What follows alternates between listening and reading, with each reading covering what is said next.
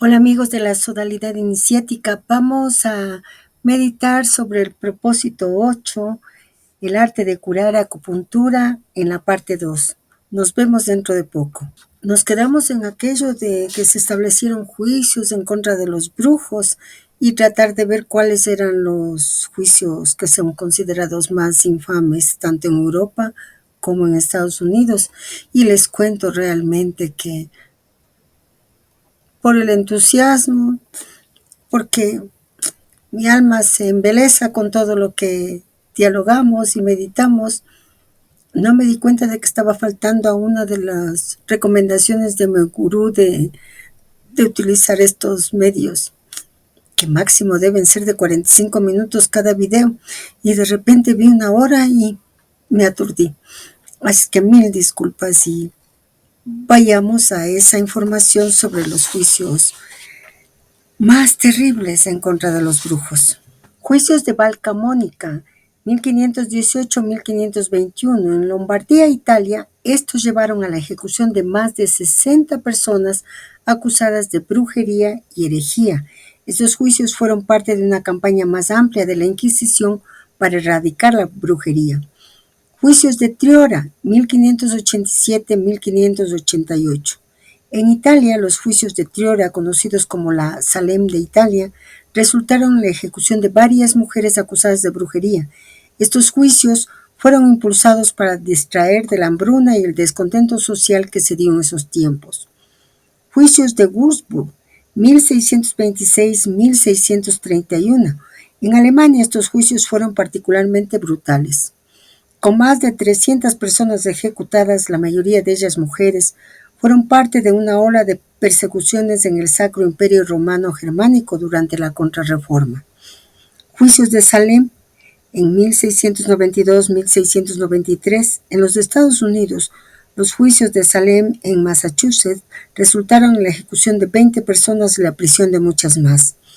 Fueron impulsados por el pánico y la histeria y son recordados como un ejemplo trágico de la caza de bruja. Estos juicios son recordados como ejemplos de la injusticia y el miedo que caracterizaron la caza de brujas en Europa.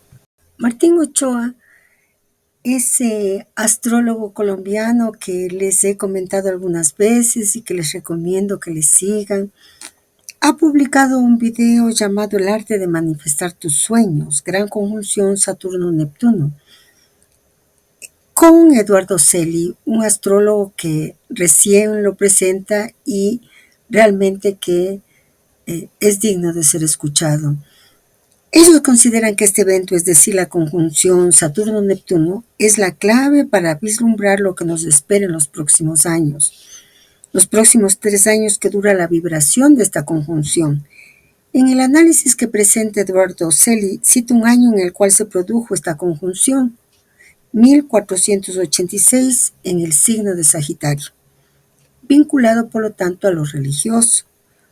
2 años antes, dice él, en 1484, se publicó un libro llamado El martillo de las brujas, Brujas y sus artes malignas, en español. Era un manual de cómo perseguir a las brujas con argumentos neptunianos y fue escrito por frailes dominicos. Escuchemos lo que se refiere a este martillo de las brujas y luego también ponemos el enlace de este video que está en YouTube, que realmente es muy interesante escuchar. El martillo de las brujas es un tratado sobre la persecución de la brujería escrito por Heinrich Kramer y Jacobo Sprenger. Este libro se convirtió en uno de los textos más influyentes sobre la caza de brujas en Europa. El libro comienza justificando la existencia de la brujería y argumentando que las brujas deben ser perseguidas. Se describen diferentes tipos de brujería y las actividades en las que se cree que participan las brujas, como pactos con el diablo, hechizos y maleficios. El tratado ofrece consejos sobre cómo identificar, interrogar y juzgar a las brujas. Se incluyen técnicas de tortura y estrategias legales para asegurar confesiones. El libro también discute el rol de la Iglesia y las autoridades seculares en la persecución de la brujería, argumentando que ambos deben colaborar estrechamente. El martillo de las brujas tuvo un impacto significativo en la persecución de las brujas, especialmente en los siglos XVI y XVII. Fue utilizado como manual por inquisidores y jueces en numerosos juicios de brujería en Europa. Y les adjunto pues el enlace del video que Martín Ochoa llama El arte de manifestar tus sueños, gran conjunción Saturno-Neptuno 2025 con Eduardo Celi. Como todo en los propósitos psicológicos, nos cuentan, nos dan datos, nos introducen a los mitos, a la ciencia, al arte, a la filosofía, con un solo propósito, el propósito de nuestra alma. Por lo tanto, nosotros nos debemos preguntar, ¿qué nos dice todo esto? Por un lado, podemos decir que nos llevan nuevamente a la conquista de un valor fundamental, tolerancia, valor que el maestro considera que es clave en esta era. Y aprender a tolerar no es sencillo. ¿Cómo aprendemos a tolerar? Él mismo dice a través del reconocimiento y del conocimiento de lo que nosotros llamamos el otro, que al igual que nosotros maneja constructos mentales, hábitos mentales, muchos de ellos hemos visto a través de sus mitos y leyendas, le aproximan a la comprensión del mundo. Y esa tolerancia surge del conocimiento, del saber. Hay un elemento muy importante para lograr la tolerancia. El conocimiento se relaciona con la razón, esa capacidad de análisis, de síntesis que posee nuestro cerebro y que nos permite aprender. Sobre todo esto, aprender. Pero si nos detenemos en nuestros diálogos internos y los externos, cuando no estamos de acuerdo con lo que se nos plantea, la otra persona señala su razón y nosotros señalamos nuestra razón, que nos lleva a decir o a escuchar, estás equivocado. Asumes que cualquier cosa, cualquiera, es como tú dices, pero realmente es así. Cualquier planteamiento, lo que estamos diciendo es yo tengo la razón porque yo tengo la verdad. Hemos constreñido nuestra capacidad de aprender, nuestra razón, a lo que los psicólogos llaman opinión. Y las opiniones son relativas, responden a nuestras circunstancias. ¿Qué pasa con ello? Dejamos de aprender y muchas veces queremos imponer. Y muchas veces también consideramos que tolerancia es, no, yo no discuto, a mí no me gusta discutir. Por lo tanto, ese que está diciendo o está pensando no tiene la razón, no tiene la verdad, la tengo yo. Y la tolerancia es realmente conocer al otro, respetar sus opiniones y aprender de esos diferentes puntos de vista. No es fácil, pero tampoco es imposible. El conocimiento del brujo, del mago que cura, que sana, nos puede llevar a considerar que tenemos poderes. Y nos lleva a un tema clave, la transmisión de esos poderes. En el Gran Mensaje 2, capítulo La magia en el siglo XX, nos entregan importantes elementos para nuestra meditación. Es muy cortito, apenas una página o página y media. Permítanme que lea esa parte de El Gran Mensaje 2. Como los esclarecimientos sobre prácticas de magia no son cosa nueva, queremos hablar de datos concretos, de explicaciones serias, de hechos expuestos por la ciencia denominada oficial, de pruebas dadas por doctos sabios. Si mediante las doctrinas secretas entramos en el dominio esotérico, a pesar de todas las grandes teorías, nos tropezamos con el escepticismo de la horrenda congregación de mecano-materialistas. Con todo, hay que reconocer que nos rodean fuerzas misteriosas y que a duras penas podemos dar una explicación de física pura. Tengamos pues el valor de confesar nuestra impotencia, o mejor, nuestra debilidad ante el gran todo. Si conserváramos todavía la totalidad de las obras destruidas durante las guerras de la antigüedad, tendríamos una magnífica fuente de documentación. Cuánta enseñanza se perdió con estos saqueos de las grandes bibliotecas, aunque no fuese solo sino la de Alejandría.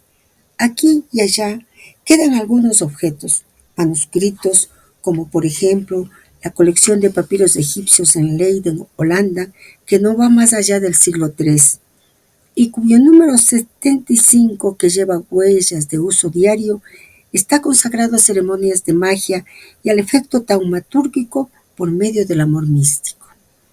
A pesar de los escritos que han podido perpetuarse a través de los siglos, únicamente la enseñanza verbal ha quedado como el verdadero vehículo de instrucción, y los pergaminos, las claves y las oraciones no son más que puntos de referencia para la vida iniciática.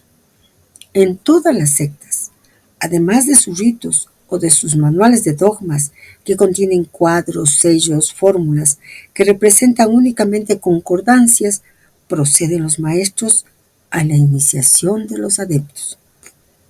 El simple brujo de campo procede también él mismo a la transmisión de poder sobre su lecho de muerte. No nos olvidemos de esta última frase. Y claro, como es transmisión de poder, nosotros realmente debemos considerar aquello. Miren ustedes, es cierto, podemos considerar que alcanzamos poderes. Y antes de ir a la transmisión, que luego lo veremos con más detenimiento, sobre esta posibilidad, nuestro amigo René Guénon, en su libro Apercepciones sobre la iniciación, en los capítulos Magia y Misticismo, y también en el capítulo de los pretendidos poderes psíquicos, el rechazo a los poderes en otro capítulo, nos conduce a recordar que hemos elegido una vía iniciática, y nuestra elección nos lleva a considerar lo que él señala.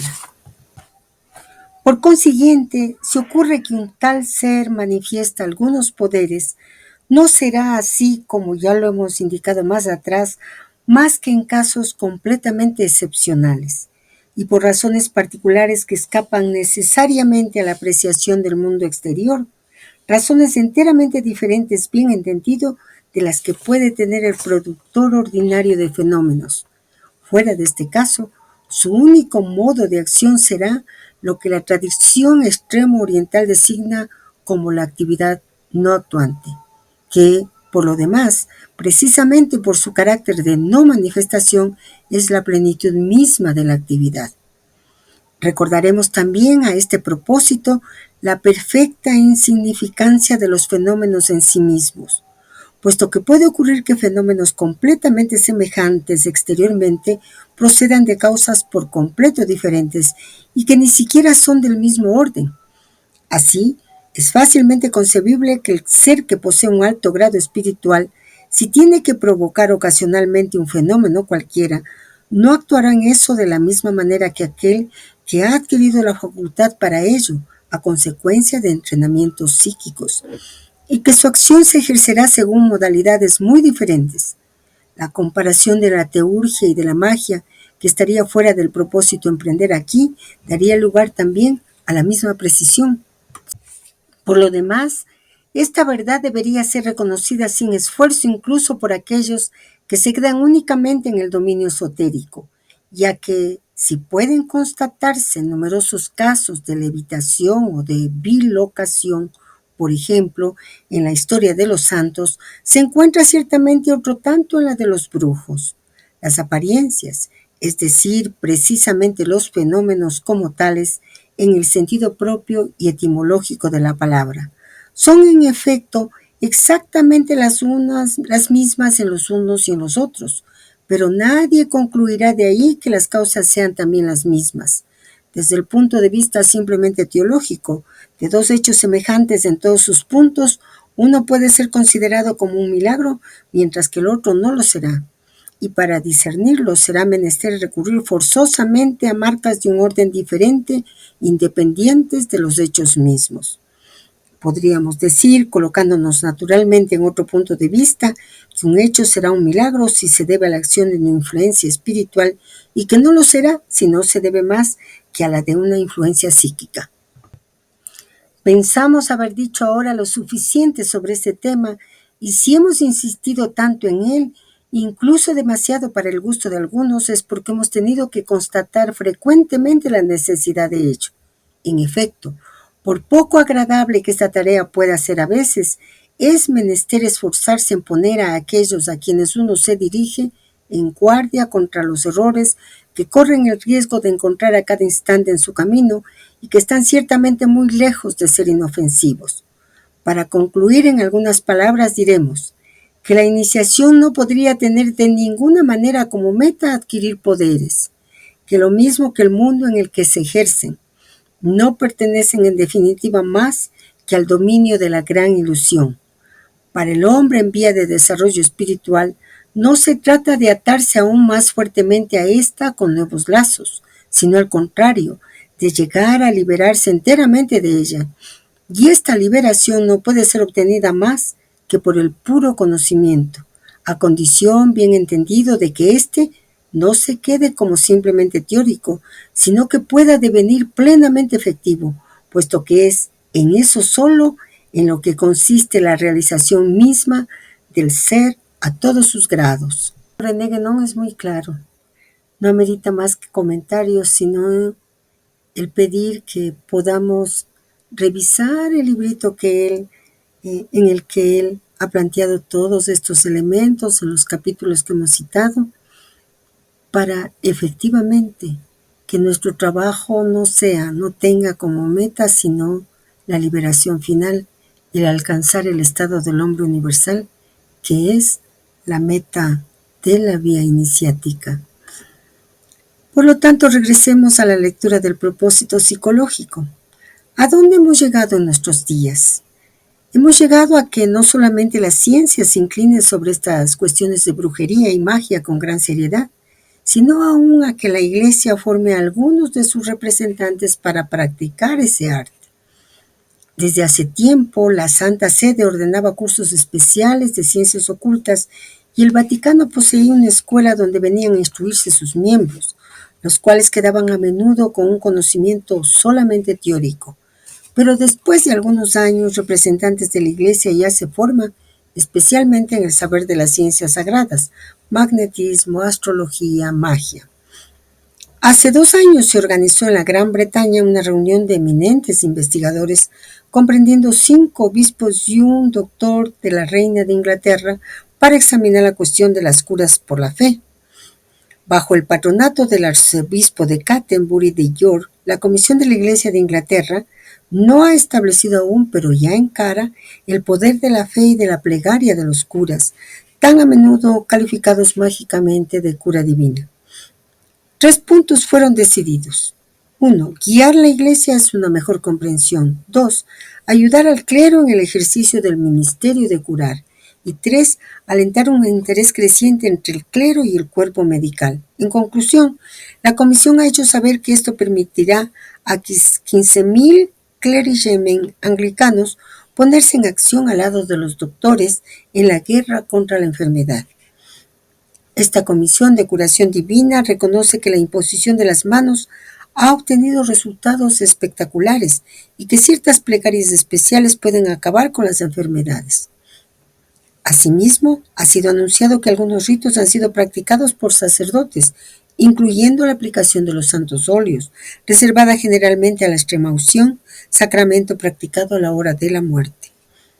Estamos bien lejos del Concilio de Turena, que decretaba que los sacerdotes deben advertir a los pueblos fieles y no dejarles ignorar que las artes mágicas y las plegarias no pueden servir de remedio a ninguna enfermedad de los hombres.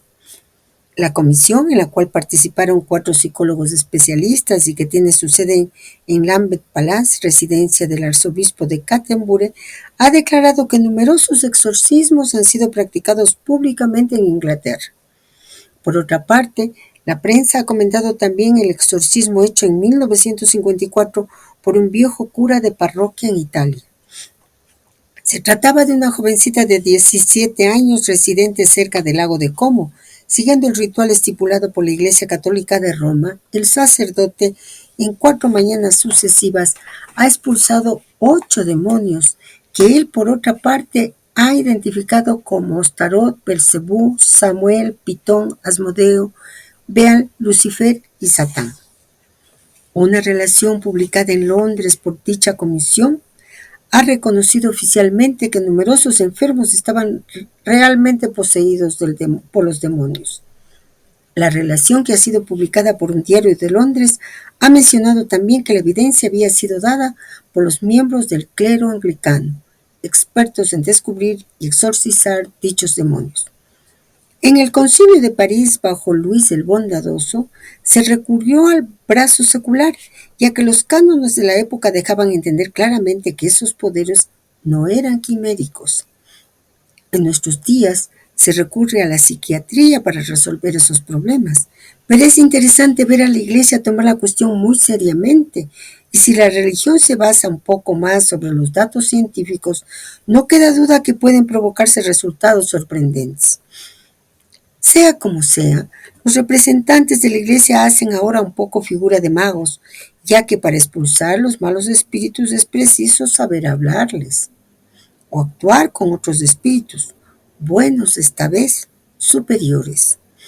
Nos vemos bien lejos, pues, de la ordenanza de Kenneth, rey de Escocia, que condenaba a los hacedores de prodigios y a los magos y a aquellos que invocan los espíritus o imploran los manes en su ayuda. El reverendo Martin es uno de los grandes autoridades de la Iglesia de Inglaterra en lo que concierne a las curas por la fe. Rector del St. James, él ha dicho: el artrítico y sus padecimientos pueden ser considerados como el pecado de orgullo, de la envidia y de la intolerancia. Varios desórdenes nerviosos son la consecuencia de un origen pecaminoso. Él reconoce que el hecho de estar a menudo de mal humor puede ser la causa de desórdenes digestivos, pero agrega que las úlceras gástricas son debidas en larga medida a la ansiedad provocada por la desobediencia a la exhortación de Cristo: hazlo hoy, no lo dejes para mañana. El poder de la plegaria no ha sido jamás puesto en duda por los verdaderos hombres de ciencia, y el gran sabio Alexis Carrel lo define bien en su obrita La oración. Ella no debe ser comparada a la morfina. En el mundo no hay sino un número ínfimo de individuos que sepan orar de manera efectiva. Algunos niñitos, aún incapaces de hablar, y algunos incrédulos han sido curados, pero cerca de ellos alguien oraba. En fin, el autor de El hombre, ese desconocido, nos da esta bella definición. Es preciso recordar que el hombre no puede conducirse sin peligro al capricho de su fantasía. Para triunfar, la vida debe ser llevada siguiendo reglas invariables que dependen de su misma estructura.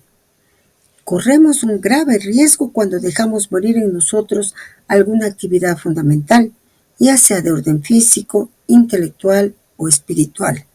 El hombre vulgar no tiene conocimientos suficientes de estas fórmulas mágicas, de los hechizos, de los mantras, de las oraciones.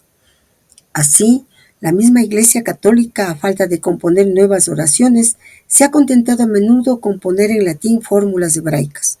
Por ejemplo, aquella que comienza la misa en el momento de la aspersión: rocíame con hisopo y seré purificado.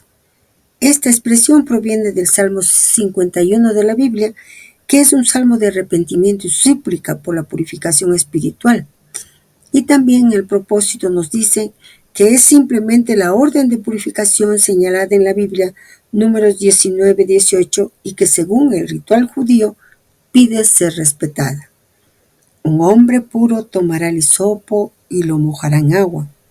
Después deberá rociar el lugar, los utensilios y las personas presentes o que hayan estado en contacto con el muerto. Esta costumbre israelita, como tantas otras, fue tomada por los cristianos y colocada inclusive en el ritual de la Iglesia Católica.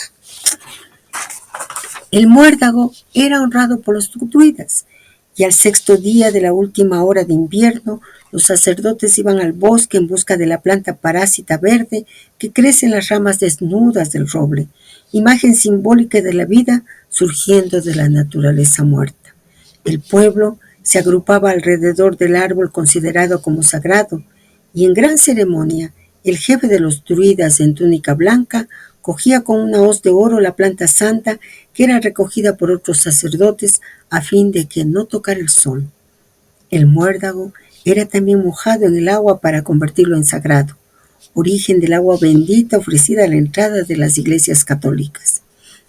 Los druidas eran igualmente grandes terapeutas, pero muy pocos de sus conocimientos han llegado hasta nosotros.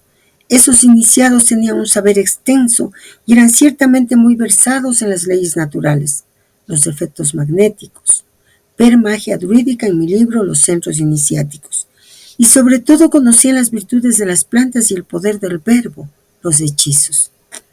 Una organización que dio gran amplitud a la cura por la plegaria es el movimiento fundado por la señora Baker Coldy en 1866 bajo el nombre de Ciencia Cristiana. Comenzada en los Estados Unidos, la ciencia cristiana se expandió en el mundo gracias a los dones ofrecidos por los enfermos curados. Esta sociedad se enriqueció también con la ayuda de ricos simpatizantes y varios templos fueron erigidos tanto en América como en Europa. Los Christiansciensis pretenden restaurar la salud por la confianza en Cristo y la ayuda de la oración. La organización llegó a extenderse en tal forma que hoy se inscribe junto a las sectas importantes y ciertos países anglosajones, cuenta con un número imponente de miembros y rivaliza con las otras sectas protestantes.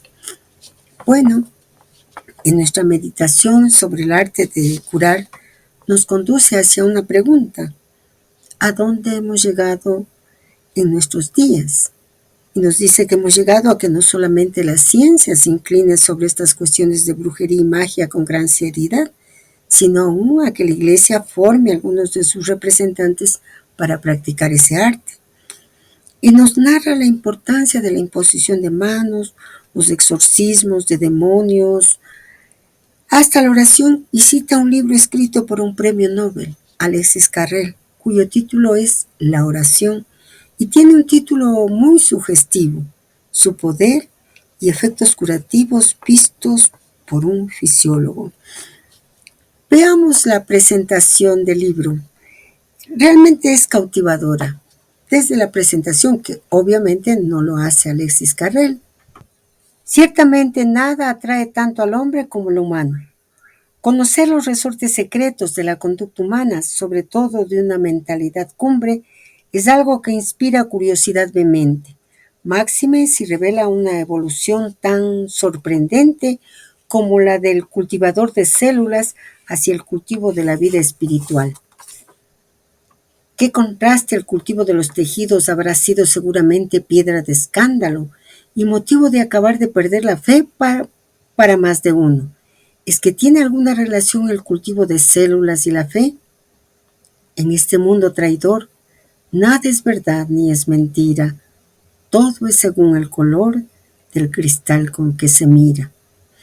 Arrancar un pedazo de un ser vivo, arrancar un pedazo de un ser recién muerto, cultivarlo aparte, ver que las células viven, se multiplican y se diferencian, es notable y sugeridor. Los suspicaces ya ven en ello la ruina del concepto clásico de la forma sustancial de los seres vivos, y con esa ruina la de nuestro concepto de alma humana. Y después. Pero lo más curioso es que el cultivador de tejidos, a pesar de ello, se lanza a escribir un libro encomiando la oración. Es tal vez porque las dudas que la ciencia produce en la fe surten sobre el alma efecto análogo al de las dudas sobre el cuerpo. Eso sería si Alexis Carrel hubiese sido ya creyente, lo cual no puedo afirmar. Tal vez sea más verosímil que las dudas que la ciencia suscita no bastan para pedir o para impedir la fe, y que el obstáculo a esta reside en el corazón. El trabajo científico no ha impedido a Carrel encontrar la verdad. Y es que el verdadero hombre de ciencia reconoce muy pronto la limitación y falibilidad de su mente, y que la más lógica, al parecer, hipótesis de trabajo necesita el contraste de la realidad experimental. El científico comprueba que sus generalizaciones, aun las mejor fundadas, son tan solo verdades fraccionarias, con las cuales no puede atreverse a demoler otras verdades obtenidas de otras realidades distintas de las que él estudia. Ahora escuchemos a Carrel en su introducción.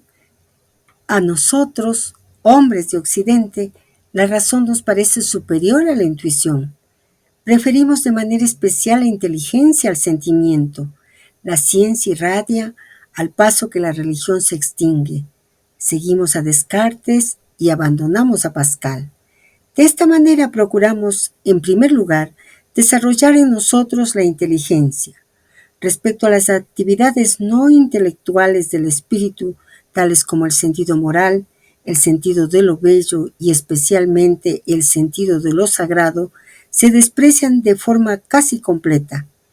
La atrofia de estas actividades fundamentales convierte al hombre moderno en un ser espiritualmente ciego. Semejante enfermedad no le permite ser un buen elemento constitutivo de la sociedad. La mala cualidad del individuo es la causa principal del desmoronamiento de nuestra civilización. De hecho, lo espiritual aparece tan indispensable para el buen éxito en la vida como lo intelectual y lo material. A consecuencia de ello, urge hacer en nosotros mismos un renacimiento de aquellas actividades que, mucho más que la inteligencia, dan su fuerza a la personalidad. La más ignorada de ellas es el sentido de lo sagrado o sentimiento religioso. El sentido de lo sagrado se expresa sobre todo por la oración. La oración como sentido de lo sagrado es evidentemente un fenómeno espiritual, pero el mundo espiritual se encuentra fuera del alcance de nuestra técnica. ¿Cómo podemos, por lo tanto, adquirir un conocimiento positivo de la oración? Felizmente, el dominio de la ciencia abarca la totalidad de lo que es observable y puede extenderse por medio de la fisiología hasta las manifestaciones de lo espiritual. Así, merced a la observación sistemática del hombre que reza, podremos aprender nosotros en qué consiste el fenómeno de la oración, la técnica de su desarrollo y sus efectos. La invitación que nos hace el maestre es a meditar sobre el pequeño libro que escribió este científico sobre la oración. Los temas que trata son los siguientes: la introducción, que hemos leído un poquito, el capítulo 1, definición de la oración, el capítulo 2, forma de orar, el capítulo 3, dónde y cuándo se debe orar, capítulo 4, efectos de la oración, capítulo 5, efectos psicofisiológicos, capítulo 6, efectos curativos, capítulo 7, significado de la oración, y termina con una conclusión que nosotros vamos a reproducir para que ustedes se sientan tentados a ir al libro. En suma, el sentimiento de lo sagrado desempeña, en relación con las otras actividades del espíritu, una misión de singular importancia, porque nos pone en comunicación con la inmensidad misteriosa del mundo espiritual. Por medio de la oración el hombre va hasta Dios y Dios entra en él. Orar es un acto que se convierte en indispensable para nuestro supremo desenvolvimiento. No debemos considerar la oración como un acto practicado solamente por los pobres de espíritu, por los mendigos o por los cobardes. Es vergonzoso orar, decía Nietzsche. No es más vergonzoso el hacerlo de lo que pueda hacer beber o respirar. El hombre tiene necesidad de Dios como del agua y del oxígeno, juntamente con la intuición, con el sentido moral, con el sentido de lo bello y con la luz de la inteligencia. El sentimiento de lo sagrado comunica a la personalidad su pleno desarrollo. Y no se puede poner en duda que el éxito en la vida exige el desenvolvimiento integral de cada una de nuestras actividades fisiológicas, intelectuales, afectivas y espirituales. El espíritu es a la vez razón y sentimiento. Tenemos pues que amar la belleza de la ciencia y también la belleza de Dios. Es necesario que escuchemos a Pascal con el mismo fervor con que escuchamos a Descartes. Desde el principio de los propósitos nos han hecho ver que no hay contradicción, que no son polos que se polarizan, aquello de lo espiritual y lo material. Eso es solo un constructo mental, es la ilusión de Maya, como dice la tradición budista. Y fíjense ustedes que Alexis Carrel, un científico, un premio Nobel, nos está hablando de esa visión de integralidad que debemos tener y debemos realizar en nosotros mismos.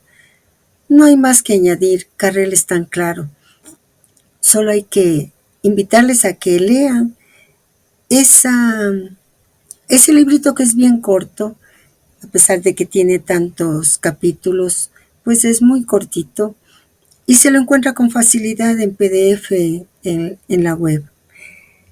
Volvamos entonces a la lectura del propósito. La mayor parte de las sociedades religiosas utilizan naturalmente la sugestión. ¿Qué cosa es la sugestión? Es la acción que hace nacer un pensamiento, una idea, para imponerla al cerebro. De ese modo se puede sugerir a alguien un hecho o inspirarle un acto. Colocar en su espíritu una imagen es el acto de colocar en el inconsciente de otro una cosa que no existe. Cuando el espíritu del sujeto encuentra una idea que hasta ahora era inexistente y que se hace más nítida a causa de la sugestión, el hecho es más tarde madurado y reflexionado por la misma persona y nace así la autosugestión. Hay sugestión cuando una tercera persona insufla la idea. Ayuda pues la imaginación del paciente y esto puede caracterizarse por las diversas variedades que eso comporta. Así, la educación es una lenta sugestión por medio de la palabra. Por ejemplo, es en cierta forma una serie de sugestiones a largo término. Son los mismos fenómenos que entran en el entusiasmo de las muchedumbres, los pánicos, la furia general, las conquistas. Cuando la sugestión se ejerce durante la hipnosis, toma el nombre de intrahipnótica. Cuando se trata de sugestión por actos que deben realizarse después del despertar, se llama sugestión post-hipnótica. Cuando la sugestión debe hacerse a una época determinada, realizándose tardíamente, se le llama avencimiento. El hechizo es a menudo una sugestión a vencimiento, que toma el aspecto de la autosugestión. Aún más, las acciones mágicas son, solo para algunos, únicamente una sugestión a distancia y espaldas del sujeto. Es el practicante quien por su voluntad puede hacer actuar a las personas sin entrar en contacto con ellas. Simplemente se apodera de su psiquismo. Una vez más, los espíritus llamados escépticos gritarán superstición. ¿Qué es la superstición? Es una palabra derivada de aquello que sobrevive, es decir, que es una derivación del sentimiento. La superstición es el hecho de olvidar el verdadero sentido de una cosa, por no tener más que una idea falsa de las obligaciones a crearse. Se ignoran demasiado a menudo las leyes de causa y efecto que han hecho tomar ciertas disposiciones. Y uno o bien tiene solamente conocimiento parcial o no recuerda sino la disposición del hecho. Se trata del temor o de la esperanza, mal fundada, ya que es sin base, sin conocimiento. Las ideas, como las prácticas supersticiosas, son demasiado numerosas para ser mencionadas. Es el número 13, la herradura del caballo, los cubiertos puestos en cruz sobre una mesa, la sal volcada, el grito de la lechuza en el bosque, etc. Serie de indicios que tienen una base cierta de predicción, de advertencia, pero que han pasado al uso popular sin haber tenido en cuenta otros elementos indispensables a las coordinadas. Hay prácticas llamadas supersticiosas en lo que concierne al uso de usar objetos de protección, desde el gris-gris de los negros, el collar de coral, las piedras portafortunas, los escapularios de los católicos, las medallas de las iglesias o las reliquias diversas. Son amuletos que se clasifican en el culto del fetichismo, en cuanto que no son confeccionados según las reglas mágicas bien establecidas como se requiere para la composición de un verdadero talismán. El talismán no es una figurilla cualquiera, sino un gráfico generalmente sobre pergamino. Es una representación mágica, una especie de llave, una fórmula esotérica del mismo tipo que la yantra de los hindúes. Esa figura geométrica del mismo tipo de la estaoi, geométrica y simbólica empleada para la meditación. Ver la fotografía del mandala personal del autor en el libro Yoga Yogismo. Y voy a leer, porque es sumamente importante, lo que el traductor ha puesto como una nota, que parece sencillita, pero ya veremos cuán importante es. Consultar igualmente en el libro Misticismo del siglo XX el dibujo de Lao Tse, ejecutado por Serrano de la Ferrier, en el cual el autor representa al gran sabio chino con el símbolo de los cobos en forma de yantra. Sigamos con el propósito. A menudo se confunde el talismán con las medallas talismánicas o los talismanes pantaculares, pero ya hemos analizado esta cuestión hace tiempo.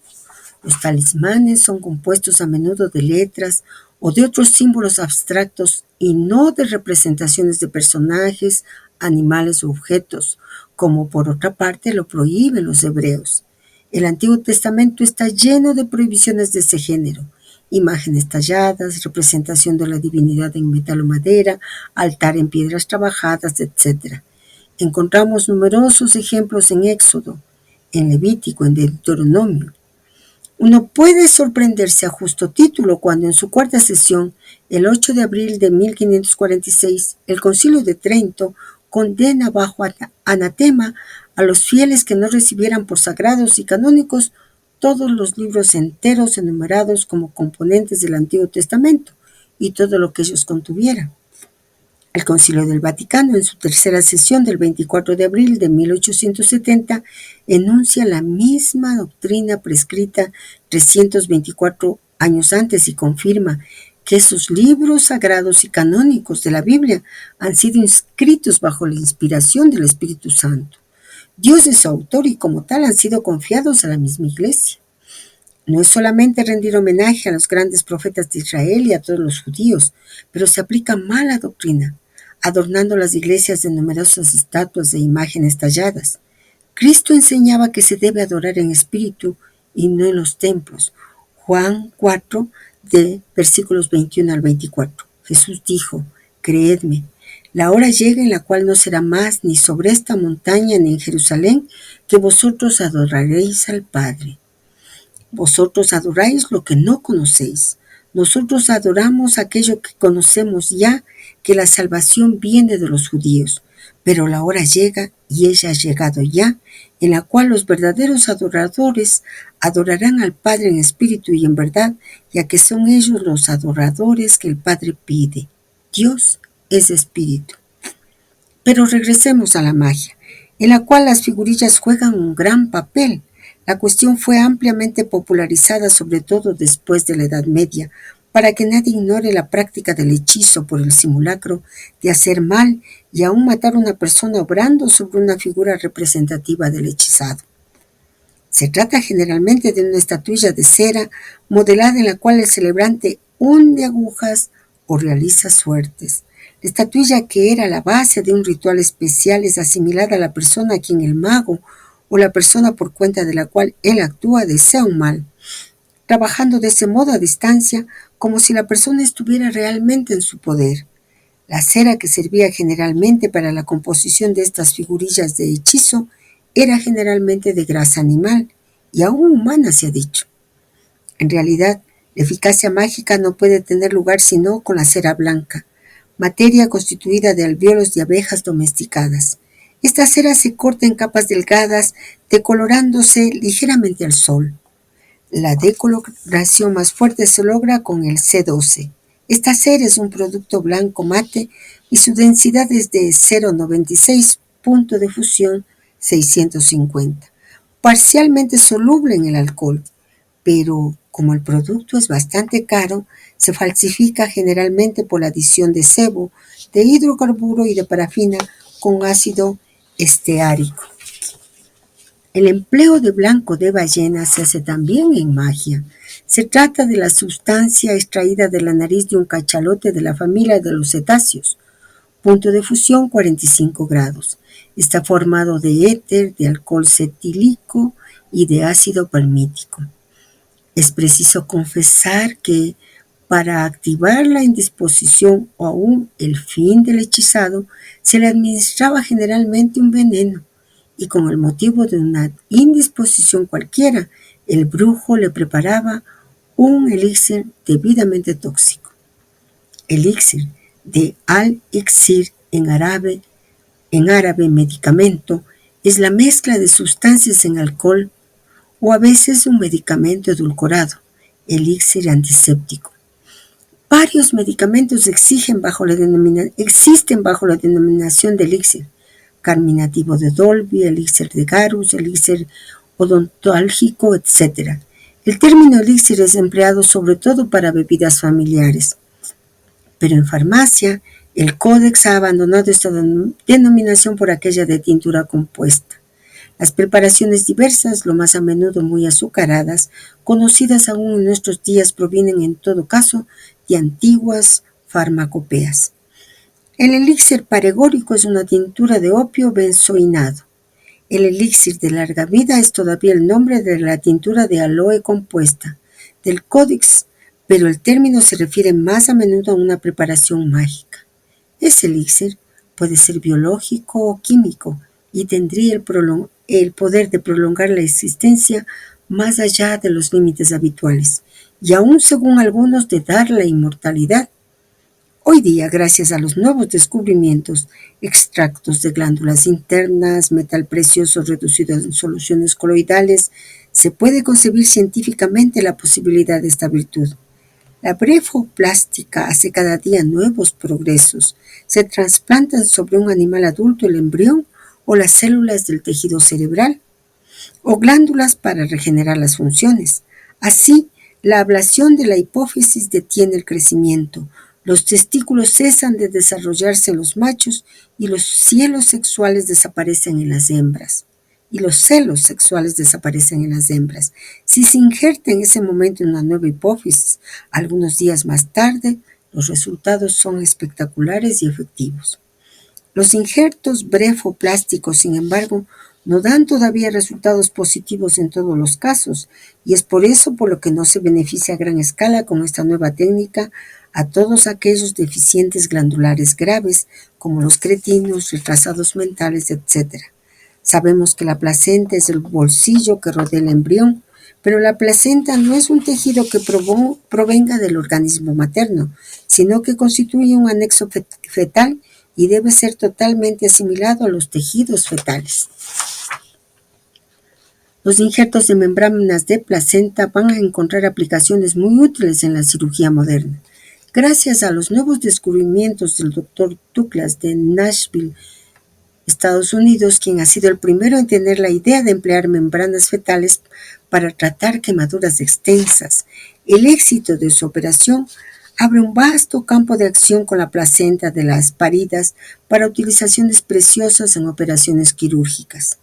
En 1910, Alexis Carrel dio al cultivo de tejidos un gran empuje, agregando el jugo embrionario en medio del cultivo utilizado.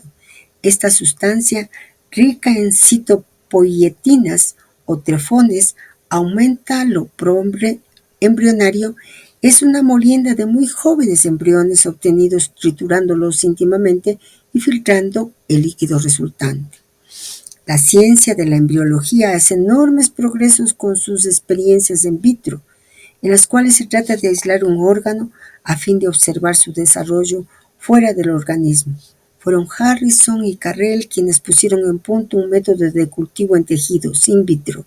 Otros, como Ethaniel Wolf, Hafen y Raúl Michel May, han realizado con este método cultivos de órganos enteros al estado embrionario. Sabemos ahora que la diferenciación de las glándulas sexuales en el sentido de testículo u ovario es una autodiferenciación que solo pone en juego el órgano en sí mismo y no el conjunto del organismo. Así, por la inyección de hormonas es posible feminizar o masculinizar a voluntad el embrión, que edificará glándulas de tipo hembra o macho. Es decir, que si una dosis suficiente de sustancia es introducida precozmente en el embrión macho, por ejemplo, este se feminizará infaliblemente al punto de presentar glándulas de tipo femenino y no masculino, como lo quería su constitución genética. Este experimento fue realizado in vitro como in vivo. En fin, nuestra elementología va a encontrarse bien transformada, pero ¿puede esperarse todavía que el hombre en general sea el beneficiario de los nuevos descubrimientos médicos del progreso de la cirugía? ¿Sabremos jamás si los antiguos, con métodos quizás más simples, no habían llegado a resultados idénticos y aún superiores? Las facultades que empezamos a reconocer en el ser estaban quizás adormecidas durante el recorrido que la humanidad ha hecho hacia el progreso. Ocupados solo en el perfeccionamiento material, los hombres han perdido sin duda esas capacidades supranormales que poseían antiguamente, así como el ser humano habría perdido el instinto a la salida del reino animal. ¿No ha dicho acaso Hipócrates: el alma ve claramente la enfermedad interior del cuerpo y puede seguir su curso con anticipación? El padre de la medicina era originario de Egipto, donde fue iniciado en los grandes misterios por los sacerdotes que ejercían la medicina como ciencia secreta, y es él quien la convirtió en arte de libre observación. Murió en Larissa a edad muy avanzada. Si él es reconocido como fundador de la medicina, no se puede ignorar, sin embargo, que existía una ciencia completa antes de él, y de la cual él extrajo solamente algunas documentaciones. Desde los elixires, que efectivamente fueron utilizados en los siglos XVIII y aún en el XIX, nos llevan a la magia y la práctica del hechizo por el simulacro de hacer mal y aún matar a una persona obrando sobre una figura representativa del hechizado. Y nos dicen que se trata generalmente de una estatuilla de cera modelada en la cual el celebrante hunde agujas o realiza suertes. Continuemos nuestra meditación sobre este hechizo, que es un tema muy importante, con lo que señala el maestro en el propósito 21. Leamos esa partecita del propósito. Pero regresemos sobre todo a lo que está en uso en la brujería occidental, si se puede decir así. Hemos visto ya lo que era ligar, anudar las agujetas, asistir al sabbat, tener una mano de gloria, etc. Hay también quemar un haz de leña, es decir, la operación que consiste en incendiar un montón de madera después de diversas ceremonias mágicas en las cuales, con piedras especialmente apropiadas, se quema también incienso, alumbre, sal, velas. Las fórmulas de los encantamientos anuncian, por otro lado, que esos productos representan el cuerpo, el corazón, los huesos, la médula, etc., de un tal o una cual, ya que se trata evidentemente, como siempre, del acto más corriente, es decir, el encantamiento. Lo más empleado en los hechizos es naturalmente la efigie. El operador prepara con cebo una estatuilla sobre la cual pronuncia las fórmulas necesarias a fin de transformar esa figurilla de grasa animal o a veces de grasa humana en una efigie que representa mentalmente a la persona que debe ser hechizada. Esa figura, llamada a veces bol, y que no es más que la imagen de la persona, es bautizada y enseguida trabajada, llamada cada vez por su nombre completo, tanto que se opera una transposición astral hasta el punto en que la efigie se convierte en el mismo personaje que se atraviesa con agujas en los lugares en los cuales el hechizado debe sufrir, y hasta en el corazón si el brujo quiere hacer morir al sujeto. ¿Quién es el sujeto al que se le hace el encantamiento? Ese encantamiento que nos explica René Guénon. Escuchémosle nuevamente. El encantamiento del que hablamos es una aspiración del ser hacia lo universal, a fin de obtener lo que podríamos llamar, en un lenguaje de apariencia algo teológico, una gracia espiritual, es decir, en el fondo, una iluminación interior que, naturalmente, podrá ser más o menos completa según los casos. Aquí, la acción de la influencia espiritual debe ser considerada en el estado puro, si se puede expresar así. El ser, en lugar de buscar hacerla descender sobre él como lo hace en el caso de la plegaria, tiende al contrario a elevarse él mismo hacia ella. Este encantamiento, que se define así como una operación completamente interior en principio, puede, no obstante, en un gran número de casos, ser expresado y soportado exteriormente con palabras o gestos, que constituyen algunos ritos iniciáticos tales como el mantra en la tradición hindú o el dirk en la tradición islámica, y que deben considerarse como determinando vibraciones rítmicas que tienen una repercusión a través de un dominio más o menos extenso en la serie indefinida de los estados del ser.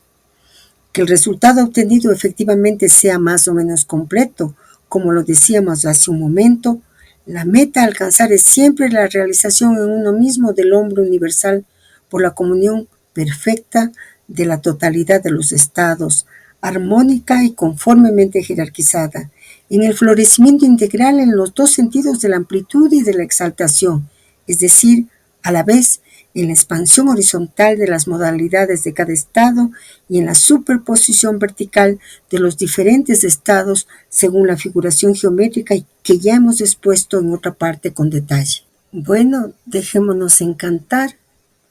En el propósito 3 nos entregaron ya el mantra, el Om, y el secreto de ese mantra también fue transmitido por René Guénon. Ahora hablamos de la transmisión del poder, recuerdan, no hace mucho. Y hay dos notas fundamentales. La una, la entrega del yantran, del maestre, el Sri Yantra. Y hay otro más. Empecemos por esa entrega con el Sri Yantra, como un encantamiento. Los yantras son instrumentos que facilitan la concentración. Según el Tantra Raya Tantra, existen 960 yantras. El Sri Yantra, que es el más célebre de todos ellos, sirve para la proyección de un fragmento filosófico muy importante dentro del pensamiento tántrico. La fecha exacta de su concepción y de su construcción es difícil de determinar. Lo que parece seguro es su gran antigüedad y que se ha venido transmitiendo a lo largo de los siglos. En numerosos textos tántricos como el Kala Vilasa se revela su naturaleza, significado, construcción, así como su aplicación. La descripción de su estructura se encuentra también en el Saundarya Lahari, atribuido tradicionalmente a Sankara. La figura del Sri Yantra está formada por el encuentro de 9 triángulos. De entre ellos, 5 tienen su vértice hacia abajo y representan a Shakti, el aspecto femenino de la divinidad, y los otros 4 con el vértice hacia arriba representan a Shiva, el aspecto masculino. El conjunto se articula alrededor del Bindu, el punto central que es el origen de toda manifestación.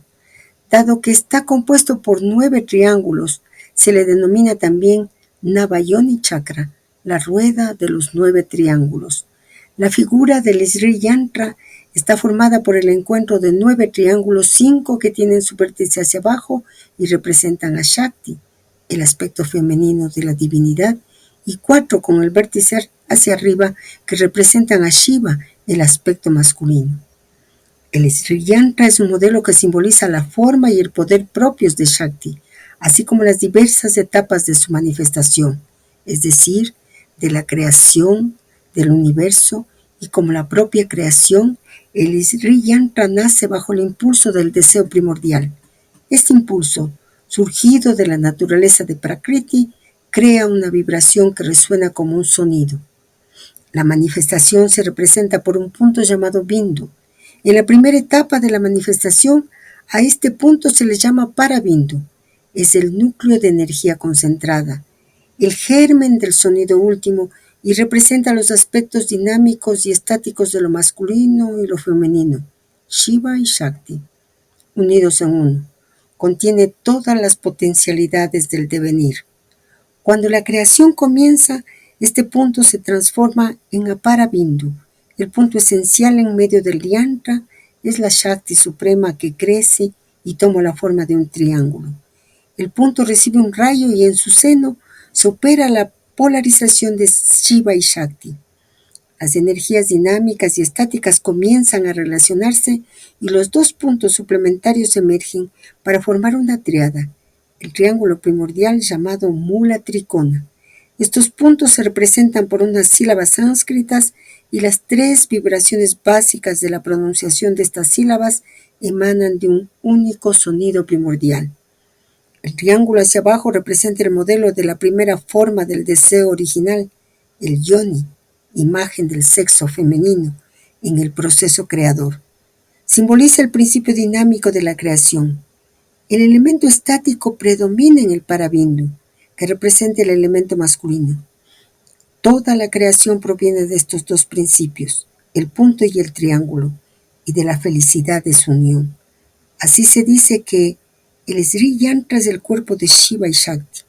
Asimismo, el triángulo primordial representa las tres cualidades de Shakti, la joven, la bella, la terrorífica, así como el triple proceso de creación, preservación y disolución. Luego vayamos a recibir el segundo encantamiento, que está en la nota del traductor y se refiere a una figura que el maestre pintó en el arte en la nueva era. La inclinación por el número 4, reforzando una figura central, es generalmente el aspecto bajo el cual se presentan los mandalas en Occidente. El mandala es un hecho psíquico autónomo del cual no son solo los yogis los que han salvaguardado los efectos.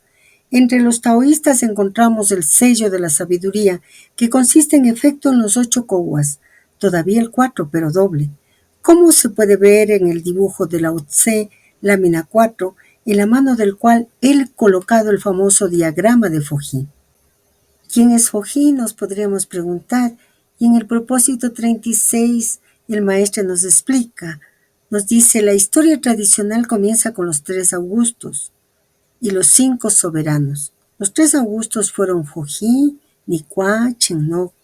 Entonces, Fojí es uno de los 3 Augustos. La etimología de la palabra Augusto es que infunde o merece gran respeto o veneración. La mención a su diagrama nos lleva al I Ching. En la introducción escrita por Jung encontramos un elemento clave. Jung nos dice: si estoy más allá, la ley de causa y efecto quedó atrás.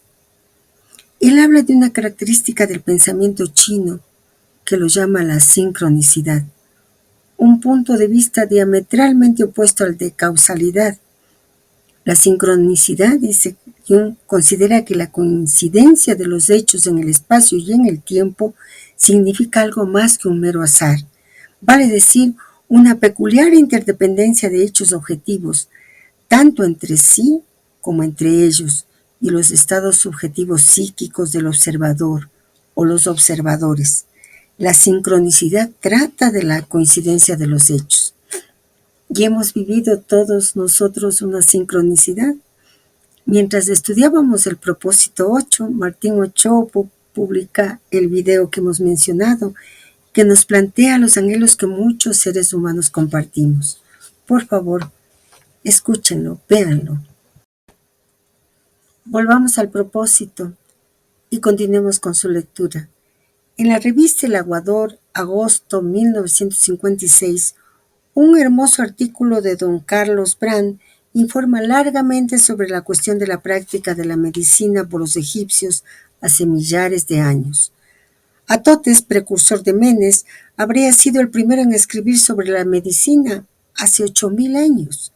El papirus de Price, descubierto en Tebas, data, según los expertos y el egiptólogo Chavas, del 5318 antes de nuestra era. Contiene ya reglas que están en perfecto acuerdo con los principios modernos de la vida racional. El profesor Brand hace notar también que si el antiguo sistema de curar por la medicina natural, baños, masajes, dietas, etc., era considerado legal, los egipcios fueron los primeros en descubrir el empleo de las drogas y consideraron el nuevo sistema o alopatía como ilegal. Así, el paciente podía escoger, pero si el enfermo moría después de un tratamiento legal, naturismo, el médico no era perseguido.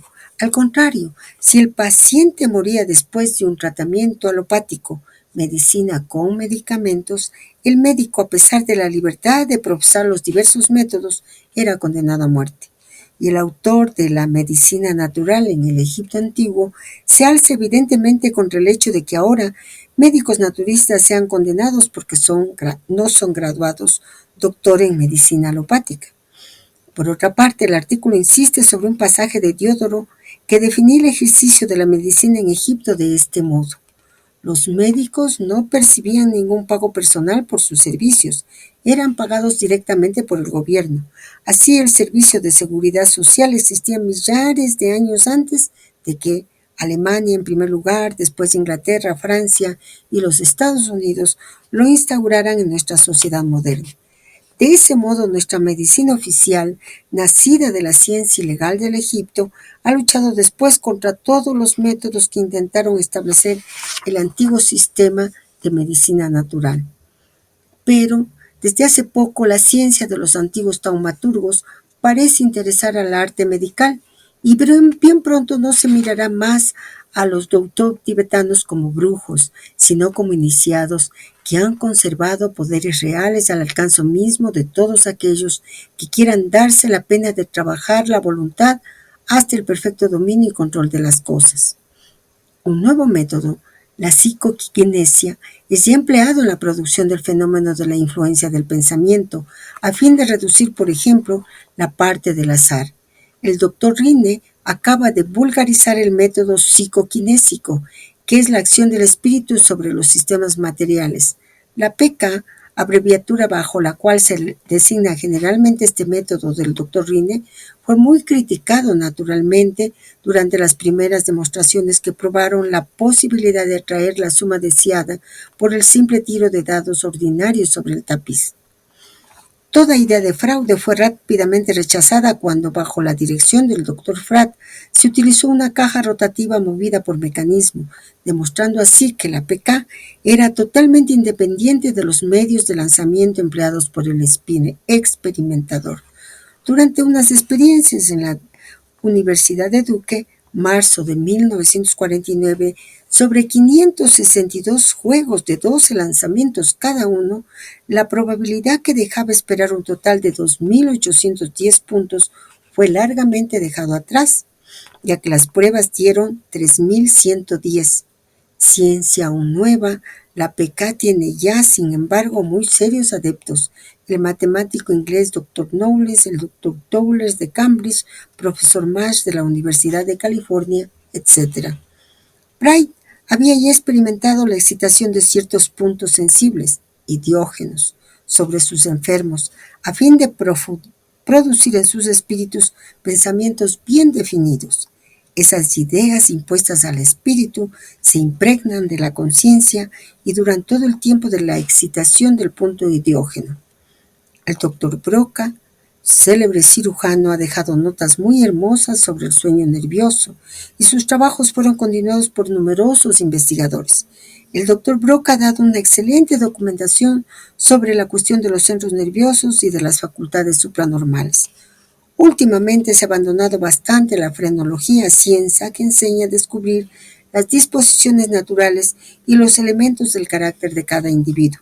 Esta ciencia permite entrever las inclinaciones, las pasiones y las facultades de la inteligencia. La base de estudio de la frenología, del griego fren, espíritu, logos, tratado, reposa sobre las 27 circunvalaciones encefálicas a las cuales se les atribuye facultades fundamentales. Por supuesto, las experiencias han sido siempre practicadas primero en los histéricos, seres no solamente más débiles, sino sobre todo más receptivos. Primeramente se pensaba que esta enfermedad se debía a un estado patológico del útero, pero después de numerosas discusiones se acordó que se trataba sobre todo de un trastorno psíquico, un estado de neurosis. La neurosis es una enfermedad que afecta al sistema nervioso. Como en la práctica el sistema nervioso cerebroespinal parece ser el órgano intermediario entre las facultades psíquicas o el alma espiritual y los actos musculares, y por otra parte, las afecciones materiales del cerebro y de los nervios parecen reaccionar sobre la mente humana. Resulta difícil precisar en muchos casos si la enfermedad psíquica tiene su sede en el espíritu, psicosis, o en el sistema nervioso, neurosis. La histeria presenta, sin embargo, diversas fases o grados clasificados.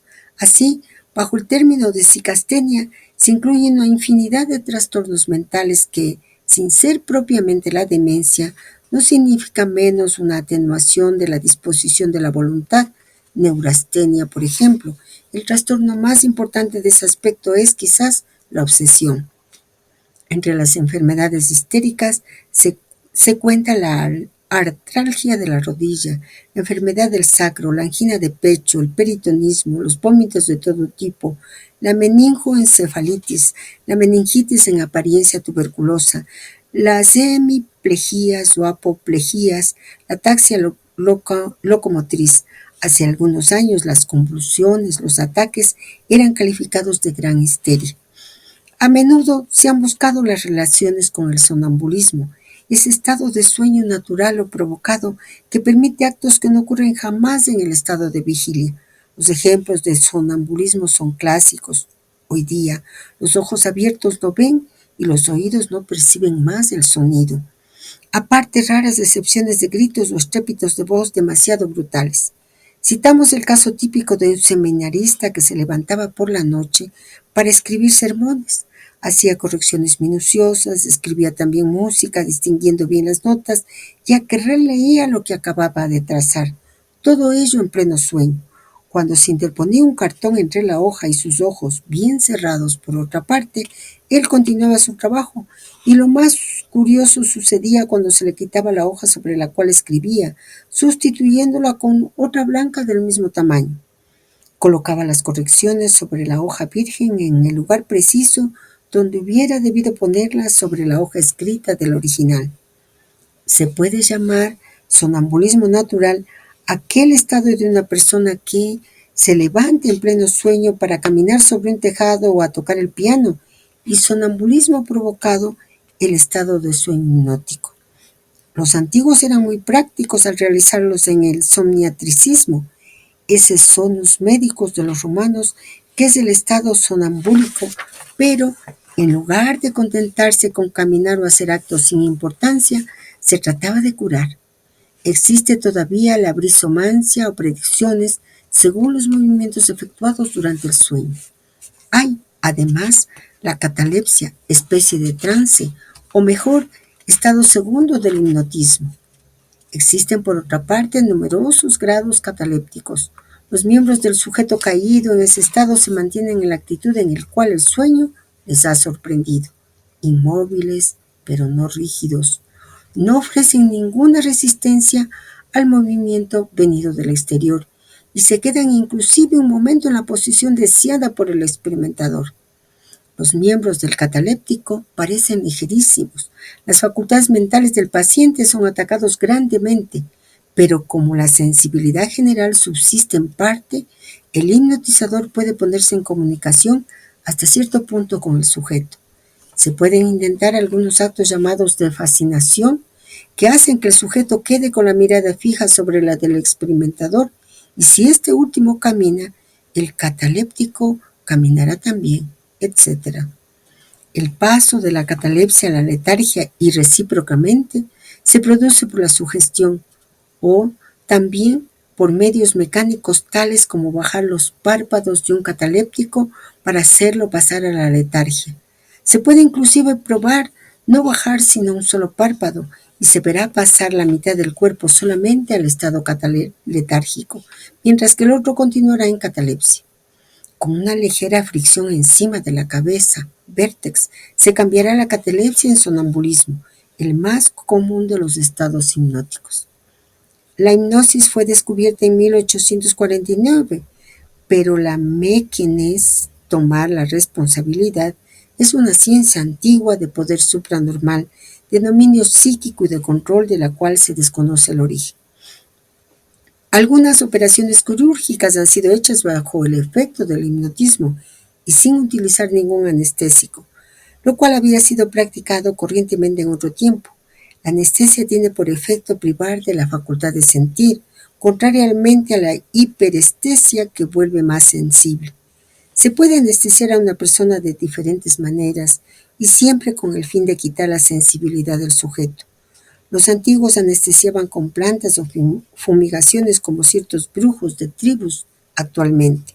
En Egipto también existían los métodos infranéuricos. Una vez más, ciertos sujetos son naturalmente más predispuestos que otros para practicar esas experiencias, al igual que algunos son más aptos para recibir los efectos. Unos tienen el poder de la sugestión y los otros son influenciables. El doctor Louis de la Salpêtrière en París conocía bien a sus enfermos, a los cuales daba una llamada poción calmante, que era en realidad agua coloreada, nombrada la fulminante. Pero su fuerza de sugestión resultaba suficiente para calmar a los pacientes, ya que se trataba principalmente de histéricos muy sensibles, pues a todo género de influencias.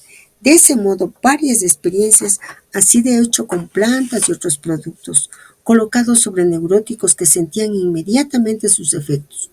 Por ejemplo, la ipeca es esa rubiácea de la Uragoga ipecacuana, de la cual se utilizan las raíces en farmacia y que es un irritante para las mucosas.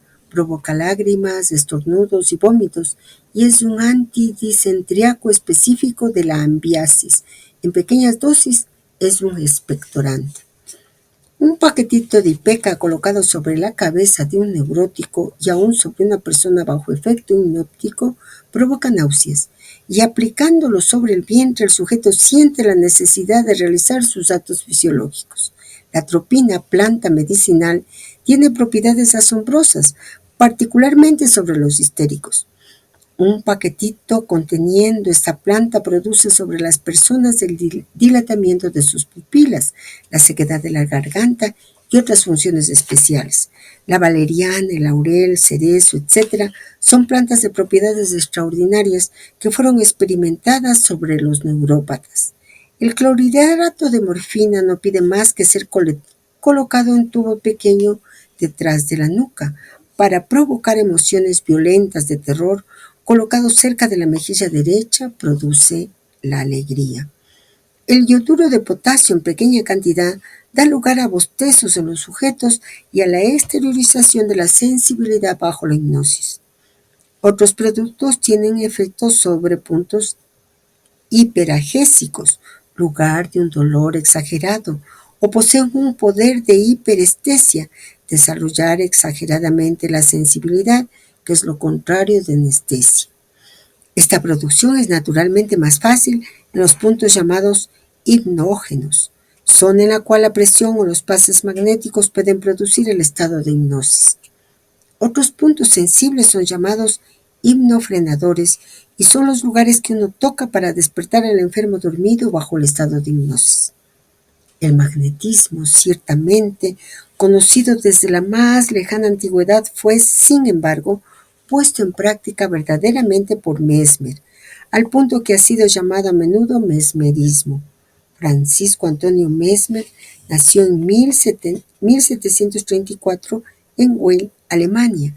Ese doctor en medicina se hizo notar por la tesis que él presentó sobre la influencia de los planetas. Más tarde abrió una casa de salud en la cual trató a sus enfermos por medio de imanes y después por medio de las manos solamente. Fue él quien emitió la teoría de la existencia del magnetismo animal o gravitación, según se le decía, en 1773. Los sabios de Viena, donde él trabajaba, naturalmente se sintieron molestados y protestaron tanto que Mesmer se vio obligado a viajar. En París, 1778 publicó varios artículos, en particular memorias sobre el descubrimiento del magnetismo, e inventó en fin su famosa cubeta que tanto éxito tuvo en las curas colectivas.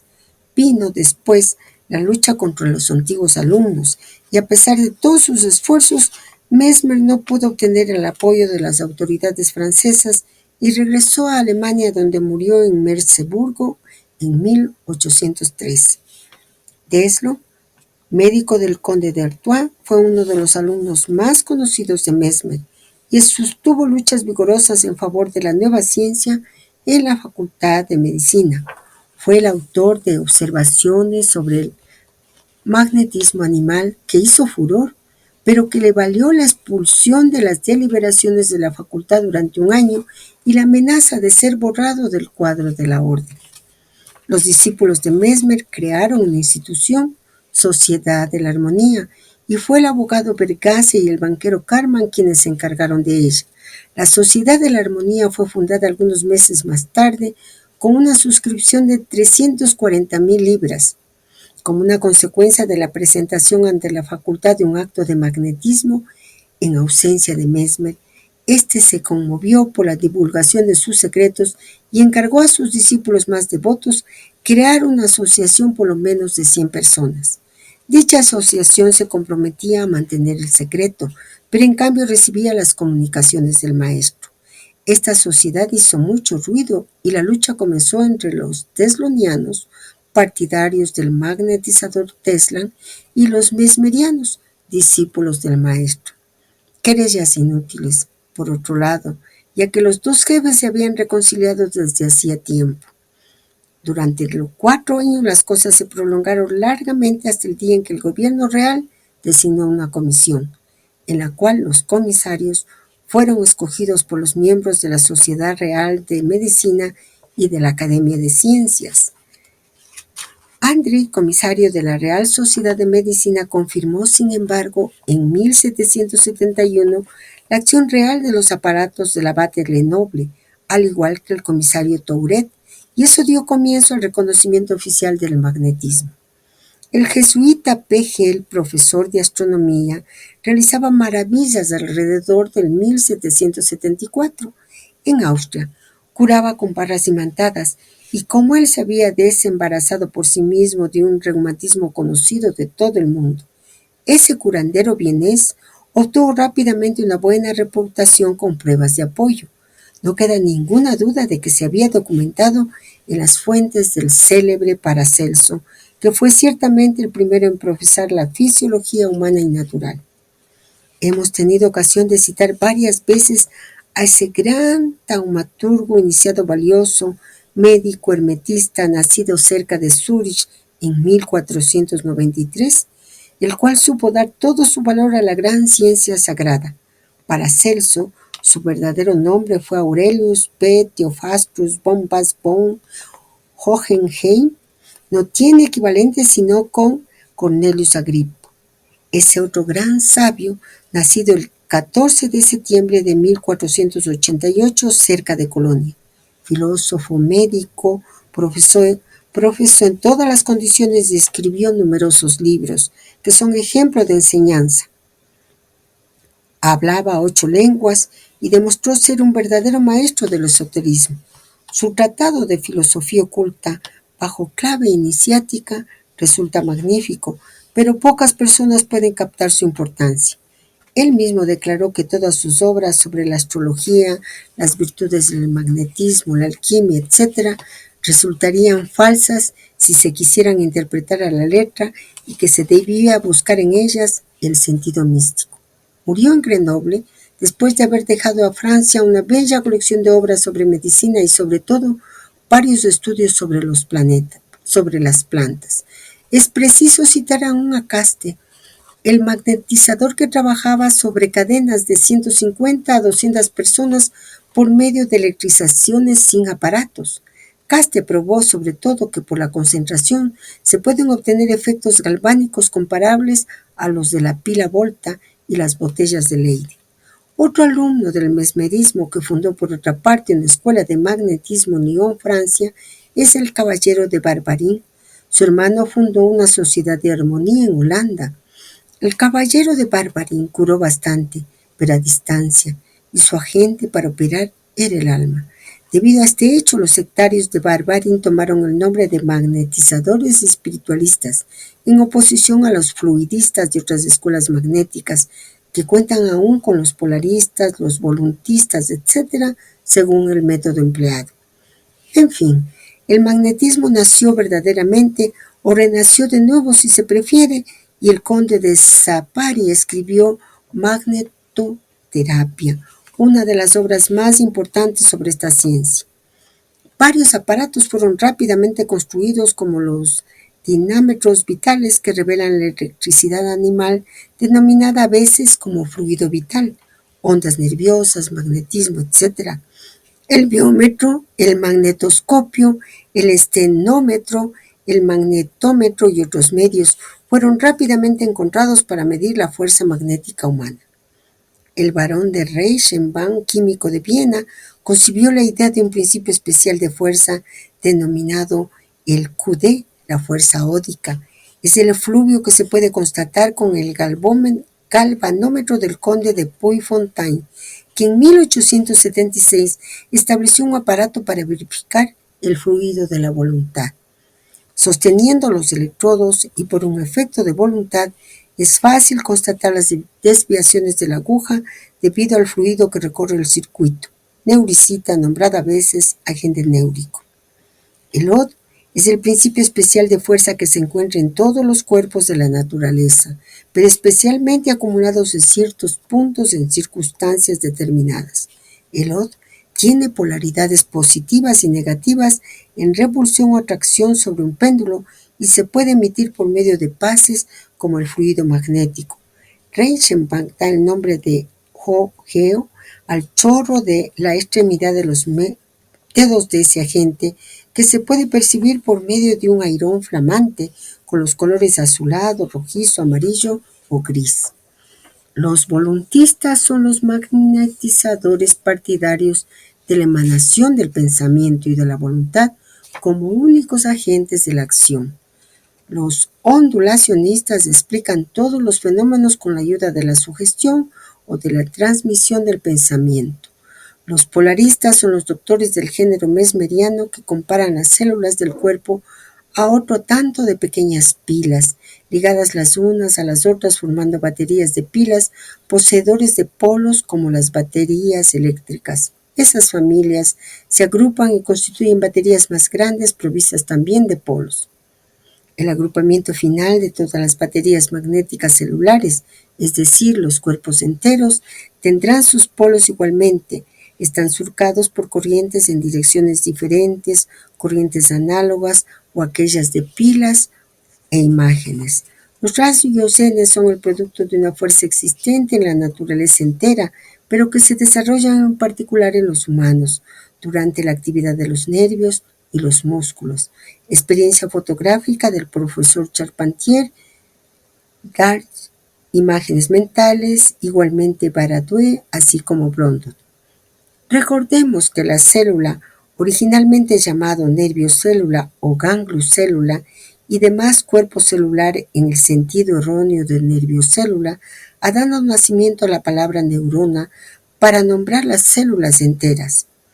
Las neuronas, células nerviosas, tienen diferentes formas y volúmenes. Todas consisten en un núcleo que, con un número de protoplasmas alrededor, constituye el cuerpo de las células. En fin, es preciso mencionar todavía la metaloterapia con el Dr. Perkins, que en 1779 inventó unos pequeños flujos llamados tractores.